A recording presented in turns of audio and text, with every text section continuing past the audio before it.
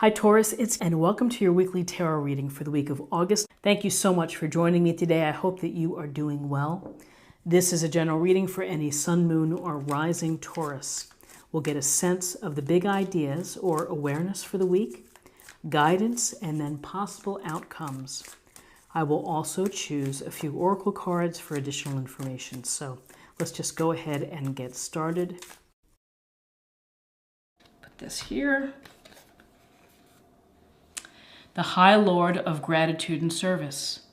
Selflessness, humility, and conscious action. I feel like this was last week's card for the mind. Isn't that ironic? Well, it's always a powerful message, and that is being of service and helping other people. And it doesn't have to be financial. It can be with your time, with your energy. It could be simply doing a nice favor for the neighbor or for someone at work. Maybe covering a shift while they take their kid to the doctor. And to demonstrate humility, we all have talents, we all have skills, we all have fabulous abilities, and to let them be revealed through your actions versus through just your words is far more powerful. And I think it should be a goal of everyone to try to live a humble and a life with humility, because if you start in the opposite path, then it's a long way down. The fall can be a long way down sometimes. So conscious action, again, it's tuning into the natural empathies and feelings and just intuition that you have about those around you. And there's an expression, I don't have it exactly, but it's something to the effect of be careful with how you treat people, because you never know what they're going on their end. People may give you a brave face when in fact they're suffering. So tune up your instinct, your hunches, your intuition, and listen to what people are saying. And if you can offer a comforting word, if you can offer an opportunity to go do something fun with someone who's maybe had a rough patch, that's phenomenal. And if it comes from the heart, it's even more phenomenal. And the world will give back to you tenfold. Karma does come back into play when you live a humble and a life of humility, a life of awareness for others. It comes back to you. So again, strong, powerful message of giving, of being aware, and selflessness. And our, mothers are typically selfless because they're constantly putting the needs of their children ahead of themselves sometimes. So God bless all the parents out there who are raising children. So let's take a look at spiritual self, our emotional self, as we work to try to balance all of these elements together. Okay, what can we learn for our spiritual self?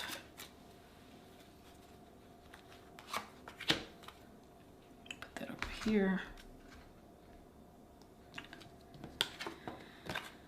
Serenity. The most important relationship you can have is with yourself. This is a time to honor, nurture, and love yourself more by seeking out and removing any negative feelings and emotions that are left over from yesterday. Don't let past issues and resentments interfere with your serenity today. And it just reminds me of the Seinfelds when the guy is saying serenity now. And it's your focus for the week you need to find some time to nurture yourself. You need to put your needs first, and whether that is resting a little bit, maybe for 10 minutes more in the morning, going to bed earlier, again, bubble baths, Epsom salts, massage therapy, take yourself for a manicure or pedicure, or, go to the batting cages and put the quarter in and swing at some softballs or baseballs to get the energy out. But this is an encouragement to you to take care of your health and to take care of your needs, Because if you're not healthy and if you're not feeling centered or happy inside, then it's hard to be of service to others if you're not at your best self. And I like this piece about removing negative feelings. Easier said than done to remove negative feelings.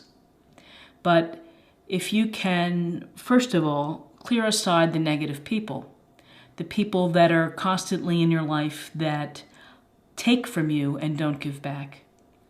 You don't have to close the door and cut them out, but you can reduce the amount of time that they take away from you.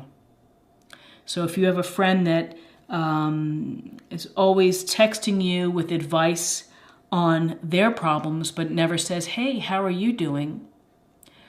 Don't be so anxious to respond, or tell them, just say, "Hey, I'm always helping you out. You never seem to ask about how things are going for me."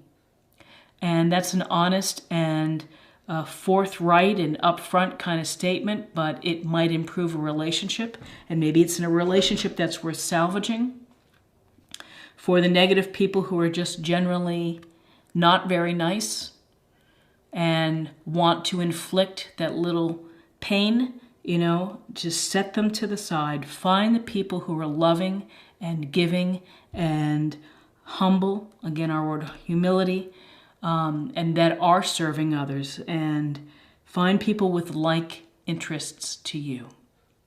And that will be, that's a wonderful way to find some serenity, is to surround yourself with people who think like you do. And maybe there's a meditation group that you could join, or your yoga group, or a women's group, or a support group, or maybe it's a recovery group.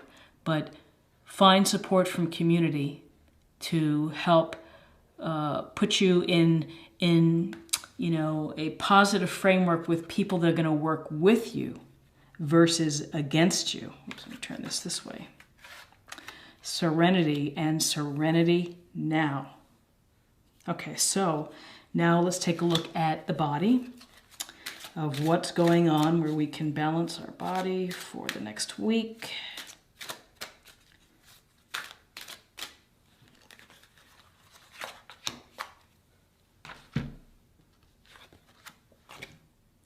Relationship. Thank you for healing and guiding all my relationships upon the path of love. Relationships can extend, let's get that in focus. Relationships can extend to romantic relationships, to family relationships, to business partnerships, to casual friendships, to neighbor relationships. When you give a smile, you get a smile back in life. And so, to the degree possible, be loving and kind in your relationships. And I just think that it's one of the most powerful things you can do. And sometimes there are relationships that are not a key focus in your life. It doesn't mean that you can't treat them with kindness or compassion or love, if they're periodic people that turn up. But if you have the affect of always being this solid, loving energy, and that's what you send out into the universe, then people will respond to you. It's going to give you peace of mind. It's going to keep your body happy and healthy. Because when we have strife in our relationships, and when we have stress from our relationships, that stress goes into our body, and illness is born from stress. And so, relationships, if you're having challenging relationships that are affecting how you live, then go see someone. Talk to a counselor. Go to find a therapist or someone who can help guide you and to give you good advice.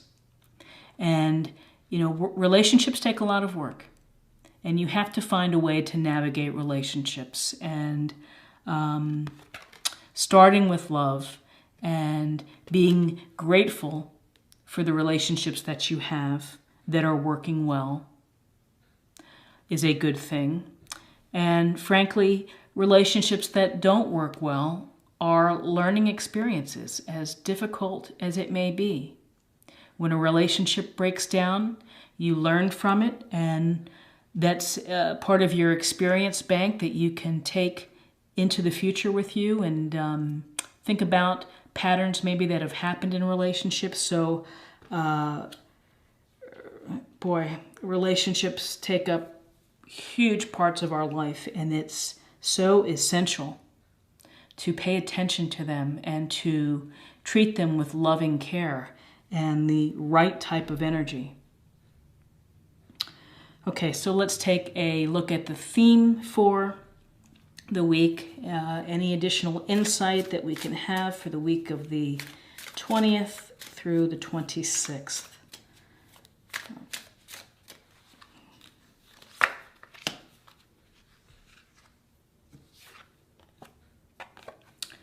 And this is a card that says trust. Excuse me.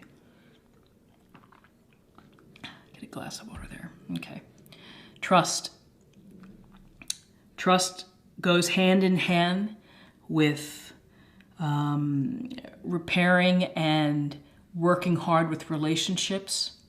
And with trust, you have to be vulnerable.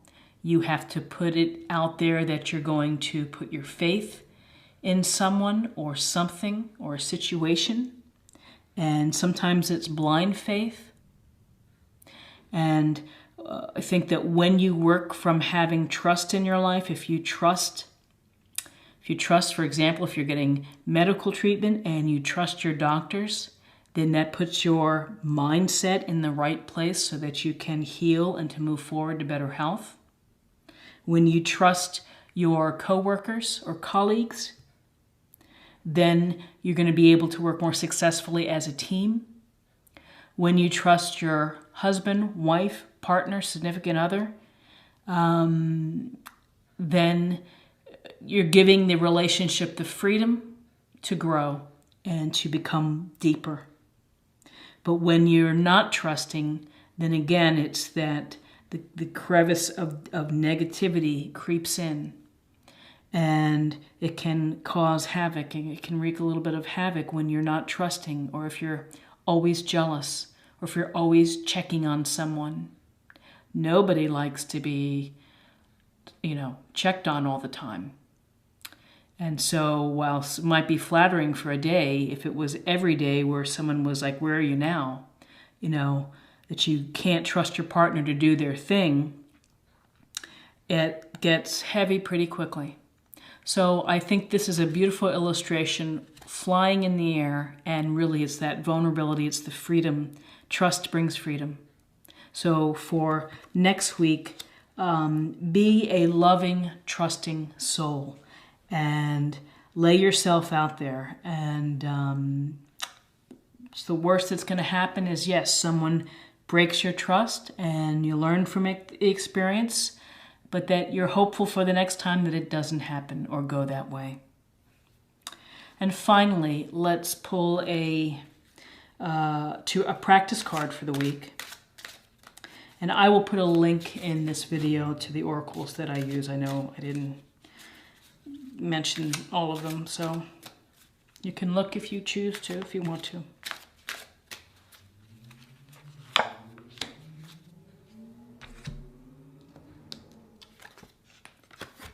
Have confidence. Moving forward does not necessarily require you to have confidence in yourself. Confidence in God is enough, along with knowing that God works through you and with you in all ways. Lean upon us if your confidence wavers, and we will we will help your courage and faith. So have confidence, and if you are lacking confidence, then do some meditation, do some prayer and some reflection. Maybe talk to people who are your closest allies, and they can help give you a pep talk to build your confidence. Believe that the universe is going to be looking out for you, and believe that you are capable and worthy of great experiences and of doing great things within your life. That's a given. We all can achieve, and we all can love deeply, and we can impact and affect other people's lives. And, You have to have that confidence that divine source, God, whatever your God is, has instilled that within you, which is the ability to do wonderful and magnificent things in life. Have confidence in yourself. Have belief in yourself.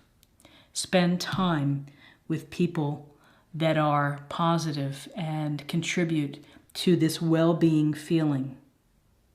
So it's really, I think everything is really connected this week with serenity, of cutting loose negative energies, finding a way to find peace, of giving, of being aware, of being grateful for what you have, grateful for what you can do to help others, of working on relationships and giving relationships what they need, nurturing them, balancing them, putting them into the right place within your life. Having trust not only in yourself, that you are capable of being a loving, beautiful person, but trust in people around you. You have to start with trust, and if you're not starting with trust, it's a tough position to work from. And finally, to have confidence. Have confidence. Spirit has given you resources and skills. And have that belief in yourself that you can do what you want to do. Your mind is in charge, and if you believe that, then the world is your oyster of what you can accomplish and what you can achieve. So I wish you a healthy and happy and lovely week.